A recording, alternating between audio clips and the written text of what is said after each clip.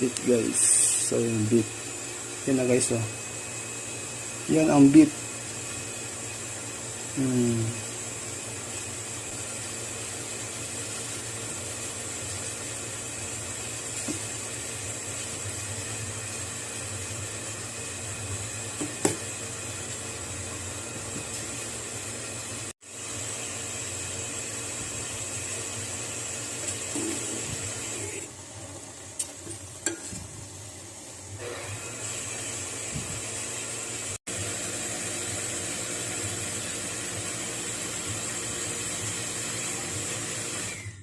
Yun.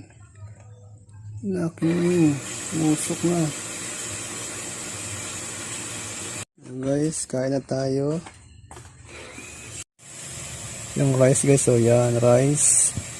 Plus, ilaki ni beef yan guys. Malaki ni beef. Ha.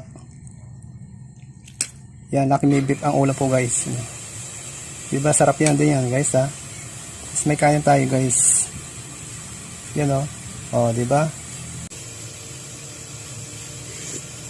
Ang sarap o. Diba? Ang musok-usok pa nga, diba?